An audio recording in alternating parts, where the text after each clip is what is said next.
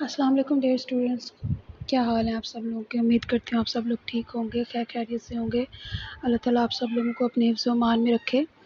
अच्छा, आज जो हम लोगों ने लेक्चर प्रैक्टिकल बेसिकली परफॉर्म करना है वो हम लोगों ने जीनोम एनोटेशन पे प्रैक्टिकल करना है रास्ट के ऊपर।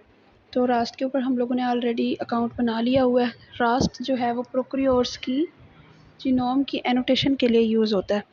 तो सबसे पहले आप क्या करेंगे कि रास्ट एक्चुअली ये ना स्लाइड शेयर से ही मैंने स्लाइड्स रिकॉर्ड कर लिए हैं, क्योंकि वो मेरे ख्याल से वो पेड स्लाइड्स हैं।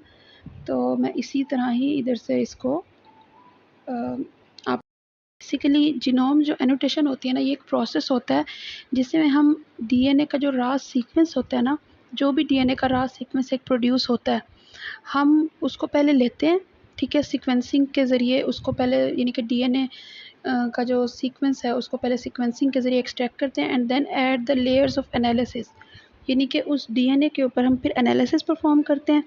और फिर उस एनालिसिस के बाद हम इंटरप्रिटेशंस करते हैं। हम देखते हैं कि हमें इस डीएनए से क्या मिल रहा है। लाइक नेसेसरी इंटरप्रिटेशंस कौन सी होंगी to extract its biological significance, यानी कि उस डीएनए की बायोलॉजिकल इम्पोर्टेंस क्या है and place it into the context of our understanding of biological process, यानी कि आपने ना उस डीएनए को बेसिकली बायोलॉजिकली बहुत इंपॉर्टेंट बनाना होता है। तो इसलिए आप उसको क्या करते हैं, उसको एक्सट्रैक्ट करते हैं, देन उसको आप लोग उसके ऊपर हम डिफरेंट किस्म के एनालिसिस परफॉर्म करते हैं एंड देन फिर उसमें से इंपॉर्टेंट चीज़ें जो हैं वो हम एक्सट्रैक्ट करते हैं और उसको इंटरप्रेट करने की कोशिश करते हैं। लाइक अगर हम डीएनए से उसकी जीन्स फाइंड आउट कर रहे हैं, तो ये उसकी इंटरप्रिटेशन है ना कि इस डीएनए के सीक्वेंस में से इतनी जीन्स हम लोगों ने फाइंड आउट की। ठीक है, आजकल क्या होता है कि जो पब्लिक इंटरनेशनल सीक्वेंस डेटाबेसेस हैं उसके अंदर हमारे पास बिलियंस ऑफ न्यूक्लियोटाइड्स होते हैं and the flow of new sequence is increasing, क्योंकि नए नए सीक्वेंसेस डिस्कवर हो रहे हैं हर डेली बेसिस पे। डीएनए को डिस्कवर किया जा रहा है, उसको सीक्वेंस किया जा रहा है। तो ये एक बहुत बड़ा चैलेंज बन गया कि उस इतने ज़्यादा सीक्वेंसेस में से इंफॉर्मेशन एक्सट्रैक्ट करना, उनके ऊपर एनालिसिस परफॉर्म करना, तो ये इटसेल्फ एक बहुत बड़ा चैलेंज है। तो हम लोगों ने क्या करना है, to extract biological knowledge from anonymous genomic sequence is the main objective. अब जीनोम एनोटेशन का मेन ऑब्जेक्टिव क्या है, क्योंकि हम ऑलरेडी सीक्वेंसेस बहुत ज़्यादा हैं और बहुत ज़्यादा ह्यूज अमाउंट में जो इन्फॉर्मेशन है वो जितना सीक्वेंस ज़्यादा होगा उतनी इन्फॉर्मेशन ज़्यादा मिलेगी। तो क्योंकि ऑलरेडी एक चैलेंज है, तो जीनोम एनोटेशन में हम लोग क्या करते हैं, हमारा जो मेन पर्पस होता है ना जीनोम एनोटेशन में, वो ये होता है कि हम लोग जीनोम का जो सीक्वेंस है ना उसके अंदर से हम बायोलॉजिकल नॉलेज एक्सट्रैक्ट करते हैं। देखिए, इट्स सेल्फ सीक्वेंस आपको कुछ भी नहीं बता रहा। एटीसीजी की रेपिटेशन ही होती है सीक्वेंस के अंदर। उससे आपको क्या अंडरस्टैंडिंग होगी बायोलॉजिकली, उससे आपको क्या पता चल रहा है सिवाय इसके कि डीएनए का सीक्वेंस है। मतलब आप उसको देखकर बस यही कह सकते हैं कि डीएनए का सीक्वेंस है। लेकिन अगर आप उसके अंदर से जीन्स फाइंड आउट कर रहे हैं, तो आप उसके अंदर उसको बायोलॉजिकली जो है ना उसको इम्पॉर्टेंट बना रहे हैं कि देखें जी, ये सिर्फ सीक्वेंस नहीं है, इसके अंदर इतनी जीन्स हैं, इस जीन्स का ये फंक्शन है, ये इतने इतने प्रोसेसेस में इन्वॉल्व हैं। ये देखिए, इस तरह से आप जो है उसमें से इंटरप्रिटेशन दे रहे हैं और उस डीएनए की इम्पोर्टेंस बढ़ रही है कि आप उसको डिफरेंट प्रोसेसेस में इन्वॉल्व कर रहे हैं।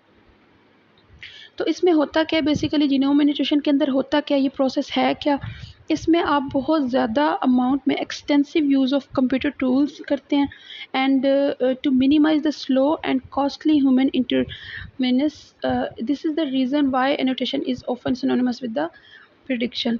एक्चुअली होता क्या है कि अगर आप लोग वैसे एक एक पार्ट लें डीएनए का और उसको अलग अलग से इंटरप्रेट करें, तो वो बहुत ज़्यादा एक तो कॉस्टली पड़ जाएगा और वो बहुत स्लो प्रोसेस होगा उस पूरे सीक्वेंस को उसमें से जीन्स वगैरह एक्सट्रैक्ट करना और ये सारा कुछ। तो वजह क्या है कि आप फिर क्या करते हैं कि पूरे सीक्वेंस को लेके उसमें से प्रिडिक्शंस देते हैं। प्रिडिक्शंस किस बेस पे होती हैं कि आप कंपैरिजंस कराते हैं उस सीक्वेंस के डिफरेंट सीक्वेंसेस के अंदर जो ऑलरेडी जिन पे काम हो चुका हुआ है, जिन सीक्वेंसेस के ऊपर ऑलरेडी बहुत ज़्यादा काम हुआ हुआ होता है, वो डेटाबेसेस के अंदर उनकी इन्फॉर्मेशन ऑलरेडी पड़ी है, आप उनके साथ इसका कंपैरिजन कराएंगे और मैक्सिमम इन्फॉर्मेशन आप प्रिडिक्ट कर लेते हैं। किस तरह से कि आप इन्फॉर्मेशन को कंपेयर करके जो ऑलरेडी नॉन इन्फॉर्मेशन है, अगर आपका सीक्वेंस की परसेंटेज एग्जैक्ट आइडेंटिकल है किसी और सीक्वेंस से जिसकी इन्फॉर्मेशन ऑलरेडी जो है एक्सट्रैक्ट की जा चुकी है, मैक्सिमम इन्फॉर्मेशन उसकी आपको पता है, आप सिंपल कंपैरिजन करा के अगर आपको उसकी आइडेंटिटी मिल रही है, देन आप उसकी बेस पे आप उस सीक्वेंस के ऊपर कोई ना कोई प्रिडिक्शन लगा सकते हैं। आप कह सकते हैं कि अगर ये सीक्वेंस इतना ज़्यादा इस सीक्वेंस से सिमिलरिटी है, तो मोस्ट चांसेस हैं कि इसका स्ट्रक्चर भी इसके साथ सिमिलर होगा, इसके अंदर जो जीन्स बन रही हैं, इसके जो हमारा न्यूली डिस्कवर्ड डीएनए है उसके अंदर भी सेम वही जीन्स बन रही होंगी। मतलब सेम आप जो है वही वाली जिस सीक्वेंस के साथ इसकी हाईएस्ट सिमिलैरिटी है, उस सीक्वेंस की जो इन्फॉर्मेशन है इस सीक्वेंस के लिए यूज़ कर सकते हैं। ये हमारी होती है predictions. So the annotation work is divided into 2 main steps. तो आपके मेनली 2 स्टेप्स में एनोटेशन होती है। एक तो स्ट्रक्चरल एनोटेशन, जो हम प्रोटीन की स्ट्रक्चर के ऊपर लगाते हैं कि प्रोटीन की स्ट्रक्चर में कौन सा पार्ट उसका डोमेन बना रहा है, कौन सी साइट उसकी बाइंडिंग साइट है, कौन सी उसकी ड्रग बना रही होगी, कौन सी उसकी इम्पॉर्टेंट साइट्स हैं। ये जो हम एनोटेशन ये जो हम बना रहे होते हैं ना, कि एक किस्म की हम लोग प्रिडिक्शन दे रहे होते हैं कंपैरिजंस की बेस पे और इंटरेक्शन की बेस पे, उसको हम बोलते हैं structural annotation, which consists mainly of localising gene elements. ठीक है, यानी कि इसके अंदर हम जीन के जो एलिमेंट्स हैं ना उन्हीं को ही लोकलाइज कर रहे होते हैं। लोकलाइज का मतलब है आप स्ट्रक्चर के अंदर उनकी लोकेशन फाइंड आउट कर रहे होते हैं। जो जीन्स आपको सीक्वेंस में मिल रही होती हैं, आप स्ट्रक्चर में जाकर भी उन्हीं जीन्स को लोकलाइज करने की कोशिश कर रहे होते हैं। And functional annotation which aims at assigning, दूसरा होता है फंक्शनल एनोटेशन। फंक्शनल एनोटेशन में क्या करते हैं, which aims at assigning a biochemical function to deduced gene product. अब इसमें क्या है कि इसका जो मेन फंक्शनल एनोटेशन का जो मेन ऑब्जेक्टिव होता है ना, वो क्या होता है कि आपका जो बायोकेमिकल फंक्शन है उसमें से जो जीन प्रोडक्ट्स हैं उसको आप बेसिकली डिड्यूस कर रहे होते हैं, आप एक्सट्रैक्ट कर रहे होते हैं, यानी कि अल्टीमेटली आप जीन की जो फंक्शन है ना उसी को आप देख रहे होते हैं।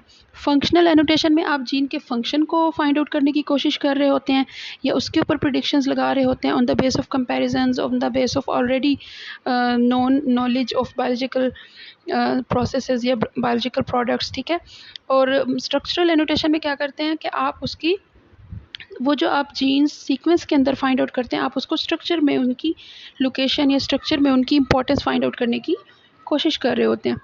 तो अब सबसे पहले आ जाती है स्ट्रक्चरल एनोटेशन। अच्छा, स्ट्रक्चरल एनोटेशन मैं आप लोगों को जब कराऊंगी ना आईटीएजर में, तब मैं इसको थोड़ा सा एक्सप्लेन करूंगी। अभी मैं इसको थोड़ा सा बता देती हूँ। इसमें क्या होता है, आप prediction of gene elements in a complex problem, यानी कि जब आप एक जीन के जो एलिमेंट्स हैं ना उनको प्रिडिक्ट करने की कोशिश कर रहे होते हैं स्ट्रक्चर के अंदर से। ठीक है, इसकी मज़ीद जो डिटेल है वो हम इंशाल्लाह ना नेक्स्ट अपने लेक्चर में करेंगे। फिर जीन प्रिडिक्शन इन प्रोक्रियोर्स, ये हमारा मेन जो ऑब्जेक्टिव है आज की लैब का वो ये है कि प्रोक्रियोर्स हैव रिलेटिवली स्मॉल जीनोम्स। क्योंकि प्रोक्रियोर्स के अंदर कौन कौन से ऑर्गेनिजम्स आते हैं आपको पता है, बैक्टीरिया, आर्किया बैक्टीरिया। ठीक है, ये जो बैक्टीरियाज हैं इनको हमने अलग से किंगडम में डाला हुआ है, अलग से क्लासिफिकेशन इसकी की हुई है, और उसका जो इनके जो ग्रुप है उसका नाम होता है प्रोक्रियोर्स। तो इनका जो डीएनए होता है वो स्मॉल होता है, 0.5 टू 10 MB बेस पेयर्स जो होता है इसका साइज़ होता है। But gene density in the genome is high with more than 90% of genome sequence containing coding. अब मसला ये है कि जीन की जो डेंसिटी है ना वो बहुत हाई होती है इसके अंदर। लाइक जीनोम, इनका जो जीनोम होता है ना बैक्टीरियाज का, इनका जीनोम मोस्टली कोडिंग सीक्वेंस पे कंसिस्ट करता है। यानी कि अगर इनका जीनोम जो है उसमें से हमारा जो ह्यूमन का जीनोम है उसमें से 3% जो डीएनए है ना वो आपका कोडिंग है। लेकिन आप देखें प्रोक्रियोर्स में 90% जो डीएनए वो कोडिंग सीक्वेंस है। इसका मतलब है कि यहाँ पर काम बढ़ जाता है कि कहाँ 3% और कहाँ 90%। तो इस वजह से इसको मैंने अलग से किंगडम में डाला हुआ है, क्योंकि इनका जो सीक्वेंस होता है ना वो बहुत ज़्यादा कोडिंग होता है। यानी कि सिर्फ 10% जो है वो नॉन कोडिंग होता है, बाकी सारा का सारा कोई ना कोई जीन कोड कर रहा है। तो इसलिए इसकी जो कह लें कि वैरायटी है ना, इसके ऊपर जो काम होने वाला होता है वो ज़्यादा हो जाता है। यही वजह है कि हमारे कुछ लोग ऐसे भी हैं, मतलब साइंटिस्ट जो हैं पूरी पूरी ज़िंदगी एक बैक्टीरिया पे काम करते रह जाते हैं और उसी के ऊपर सारा काम करना, मतलब उसी के ऊपर रिसर्च करते करते उनकी पूरी ज़िंदगी गुजर जाती है। वजह यह है कि 90% डीएनए जब उनका कोडिंग है तो उसके अंदर बहुत ज़्यादा इन्फॉर्मेशन है जिसको एक्सट्रैक्ट किया जा सकता है, और वो लोग करते भी हैं। ठीक है, साइंटिस्ट कर भी रहे हैं। In the bacteria majority of gene start with ATG. ATG जो है आपको पता है स्टार्ट कोडोन होता है विच कोड्स फॉर मिथ्योनिन। इसी तरह जीटीजी से कुछ पॉइंट्स हैं जो मैंने लेने हैं और बस आपको समझाने हैं, ताकि आप जब टूल पे काम कर रहे हो तो आपको उसकी थोड़ी बहुत अंडरस्टैंडिंग हो कि बेसिकली आप कर क्या रहे हैं। फिर आप ORFs फाइंड आउट करते हैं. One method is based on the nucleotide composition of third position of codon. It has been observed that this position has a preference to use G. अच्छा, फंक्शनल एनोटेशन में हम लोगों ने जब function के ऊपर काम करना ना, तो वहाँ पर फिर एनोटेशन का कॉन्सेप्ट कंप्लीट आपको पता होना चाहिए कि बेसिकली कौन ये फंक्शनल एनोटेशन है क्या और क्यों यूज़ हो रही है और ये वो. तो यहाँ तक जो लेक्चर था ना, ये हमने पढ़ना है. अब आगे मैंने आपको टूल सिखाना है कि टूल पे किस तरह से काम. अच्छा जी, इसके बाद फिर अब हम लोगों ने रास्ट देखना है, जो कि एक ऑनलाइन वेब सर्वर है फॉर प्रोक्रियोटिक एनोटेशन. प्रोक्रियोट्स का जो जीनोम का एनोटेशन है ना, वो इसके लिए यूज़ होती है. बेसिकली ये रास्ट सर्वर हम लोग यूज़ करते हैं. तो सबसे पहले तो मैंने जिस तरह आप लोगों ने को पहले ही बता दिया था कि रैपिड एनोटेशन यूजिंग सब सिस्टम टेक्नोलॉजी. रैपिड एनोटेशन का मतलब है तेज़ी से ये एनोटेशन कर देगा, यानी कि जैसे ही आप सीक्वेंस इसको पेस्ट करेंगे, विद इन 1 डे या फिर 24 आवर्स या 48 आवर्स में ये आपको प्रोवाइड कर देगा उसकी एनोटेशन. और ये prokaryotic genome annotation service provide करेगा, यानी कि आप इसमें सिर्फ प्रोक्रियोट का जो जीन नहीं आप लोगों ने पेस्ट करनी, कंप्लीट जीनोम का सीक्वेंस आप लोगों ने डाउनलोड करना है. और फिर इसको यहाँ पर आप लोगों ने एक दफ़ा जब आपका अकाउंट बन जाए, फिर इसके बाद आपने इसमें अपना जो सीक्वेंस है वो अपलोड करना है. फिर इसके बाद उस पर वो एनोटेशन वो आपको करके दे देगा. वर्जन इसका 2.0 है. हेल्प में आपको बहुत सारी हेल्प मिल जाएगी. ट्यूटोरियल्स में भी आपको फुल ट्यूटोरियल में पूरी आपको गाइड मिल जाएगी इसकी. रास्ट जो है बेसिकली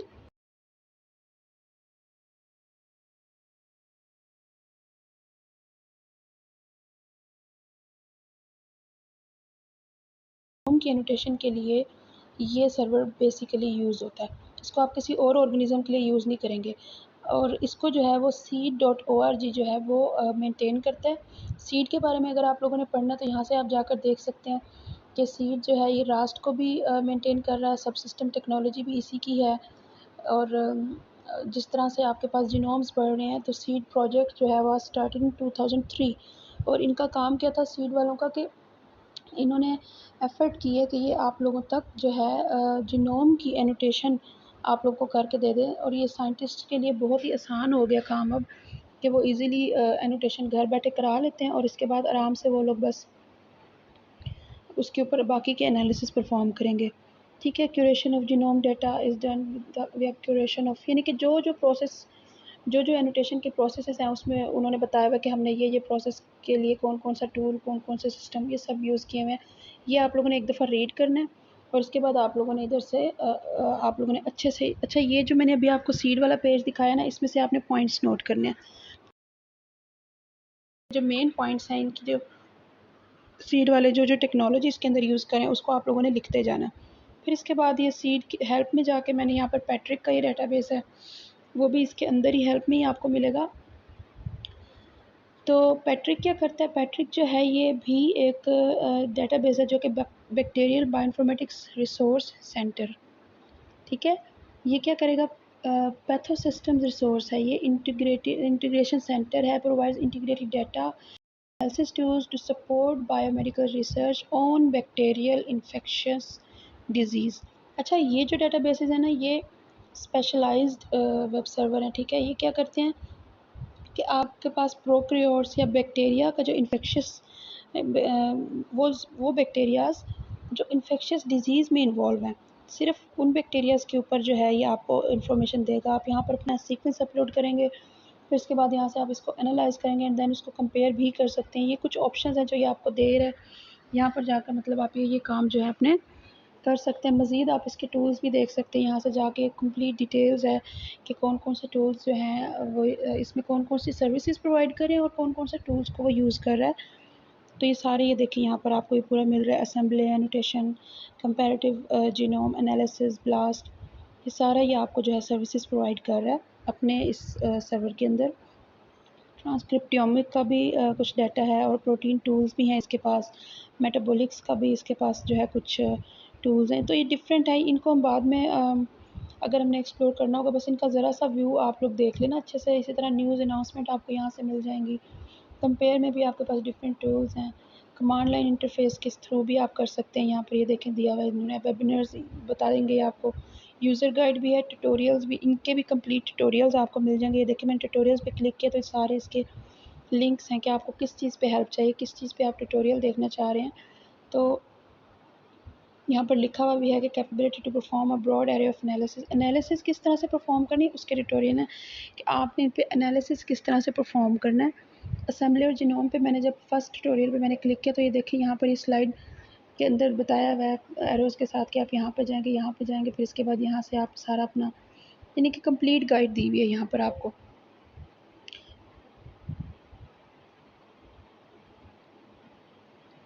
फिर इसके बाद हम दोबारा से रास्ट पे आ जाते हैं। ये आपने सीड की जो इन्फॉर्मेशन है ना, ये आप लोगों ने अपने पास इसके पॉइंट्स नोट करने हैं ना, वो आप लोगों ने पढ़नी है और इसके बाद उसको उनके जो पॉइंट्स हैं वो आप लोगों ने नोट करके मुझे देने हैं। तो यहाँ पर देखिए रास्ट जॉब लोड, जब आप लोगों का अकाउंट बन जाएगा रास्ट के ऊपर तो आपके पास जितनी भी जॉब्स होंगी वो आपको इस तरह से उनका एक ग्राफ सब मिल जाएगा, उसकी सारी इन्फॉर्मेशन आपको मिलेंगी। ये मैं आपको सारा समझाऊंगी, लेकिन सबसे पहले आप लोगों ने क्या करना है कि आप लोगों ने रजिस्टर करना है अपना जो ईमेल आईडी है, आपकी जो ऑफिशियल ईमेल आईडी है CUI वाला, उसकी हेल्प आप लोगों ने जो है यहाँ से रजिस्टर करना है। Register for a new account service और यूज़र ग्रुप, यानी कि अगर आप लोग अपना न्यू अकाउंट रजिस्टर करना चाह रहे हैं तो आप यहाँ से जाकर सिंपल आप रजिस्ट्रेशन कर सकते हैं। इसी तरह से आप लोगों ने यहाँ पर अपनी सारी इन्फॉर्मेशन देनी है जिस तरह से आप लोग साइन अप करते होते हैं। यहाँ पर आप फर्स्ट नेम देंगे, फिर नीचे आप लास्ट नेम देंगे, फिर लॉगिन डिटेल आप देंगे, ठीक है, फिर email ID and then organisation, और इसी तरह से फिर आप नीचे ऑर्गेनाइजेशन का आप अच्छा जी, इसके बाद आपने सिंपल यहाँ पर अपना लॉगिन ईमेल आईडी देना है।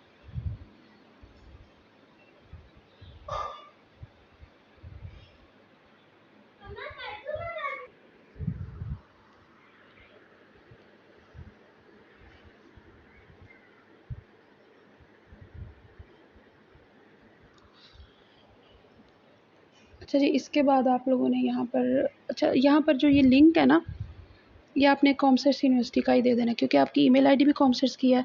तो आप सिंपल जो CUI का एड्रेस है ना, वहीं आपने कॉपी पेस्ट कर देना इधर। यहाँ पर पाकिस्तान सेलेक्ट कर लें।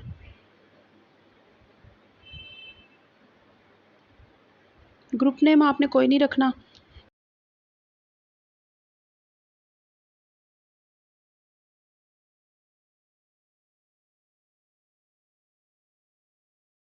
यानी कि 1 2 3 या कुछ इस तरह से लिखना है। अब मैंने यहाँ पर अनम हुसैन लिखा है, लेकिन ये अल्फ़ाबेट्स हैं, आपने न्यूमेरिकल ज़रूर रखना है, यानी कि अगर मैं अनम 1 2 3 भी लिख दूँगी तो ये एक्सेप्ट कर लेगा। तो आपने सेम इसी तरह से यहाँ पर जो है ये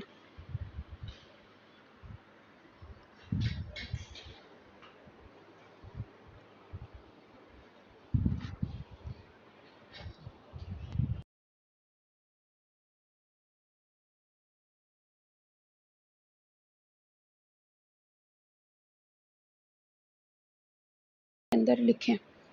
तो मुझे यहाँ पर कोई अल्फ़ा न्यूमेरिक करैक्टर जो है वो देना पड़ेगा। 1 2 3 मैंने सिंपल लिखा है तो वो इसी को एक्सेप्ट कर लेगा।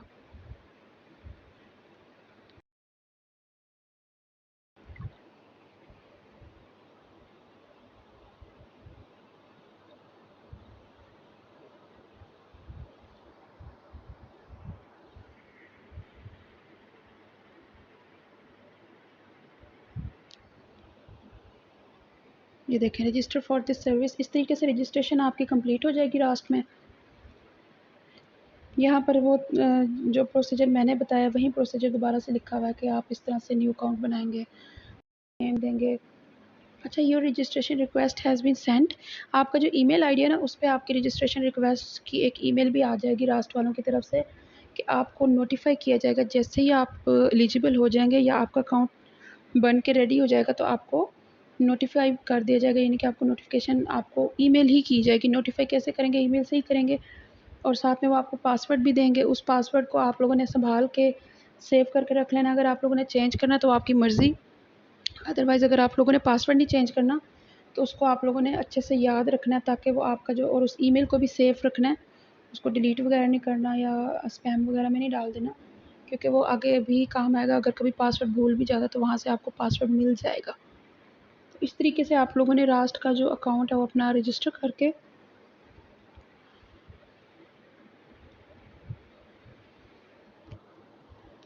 रख लेना है। अच्छा, इसके बाद हमारे पास जब आपकी रजिस्ट्रेशन हो जाएगी तो आपको, और जब आपका अकाउंट बन जाएगा, इसके बाद फिर हम लोगों ने जो है रास्ट के अंदर सीक्वेंस अपलोड करना है। और सीक्वेंस किस तरह से अपलोड करना है वो भी कंप्लीट मैं गाइड करूँगी आप लोगों को, जो हमारी नेक्स्ट लैब होगी उसके अंदर। अच्छा, आप लोगों ने जो मैंने आप लोगों को ये चीज़ें पढ़ाई हैं, आप लोगों ने पॉइंट्स इसके लिखते जाना है। जो चीज़ें मैंने एक्सप्लेन की है इनको अच्छे से आप लोगों ने अपने पास थोड़े से नोट्स बना के रख लेने हैं। जो पॉइंट्स मैं आपको समझा रही हूँ, डिटेल में बता रही हूँ, वो आप लोगों ने अपने पास सेव रखने हैं। रैपिड एनोटेशन यूजिंग सब सिस्टम टेक्नोलॉजी। सब सिस्टम टेक्नोलॉजी क्या है, ये आपकी छोटी सी एक असाइनमेंट है। आप लोगों ने ये पढ़ के आना इसके बारे में कि सब सिस्टम टेक्नोलॉजी बेसिकली होती क्या है। इसका आपको पता होना चाहिए, तभी आप इसको इंटरप्रेट कर सकोगे कि अच्छा हमने इस सीक्वेंस के ऊपर इस टेक्नोलॉजी के अंदर ये काम अप्लाई किया था, तब जाके हमें एनोटेशन मिली। तो आपने इस टेक्नोलॉजी को थोड़ा सा पढ़ के आना है, गूगल करके आना है ये टेक्नोलॉजी है क्या और इसका यूज़ क्या है, और इस तरह से आपको थोड़ा सा आइडिया होना चाहिए। इसके भी आप लोगों ने अपने पास पॉइंट्स लिख लेने हैं। फिर यहाँ पर हम देख रहे हैं कि we have a number of presentation and tutorial available. अगर आप लोगों को फिर भी कुछ समझ नहीं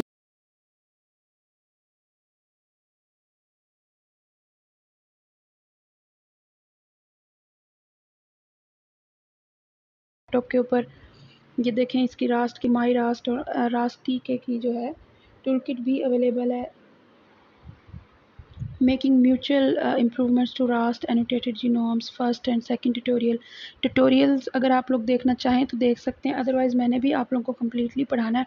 अभी आप ट्यूटोरियल्स को ना देखें, जो मैंने आप लोगों को असाइन किया ना टास्क सब सिस्टम टेक्नोलॉजी, और जो मैंने seed.org की मैंने अभी आपको वेब पेज खोल के दिखाया था, उसको आप लोगों ने कम्प्लीटली रीड करना है अच्छे से। उसके अंदर से पॉइंट्स निकाल के लिख के आने हैं अपने register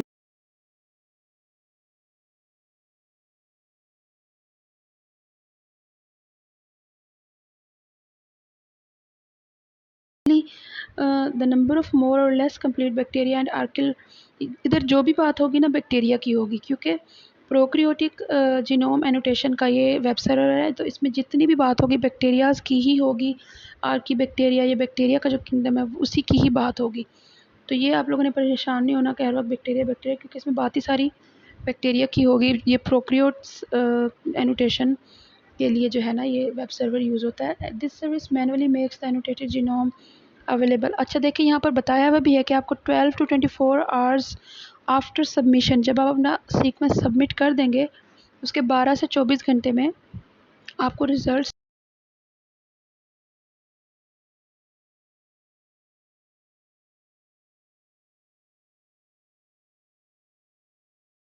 not added in the seed automatically.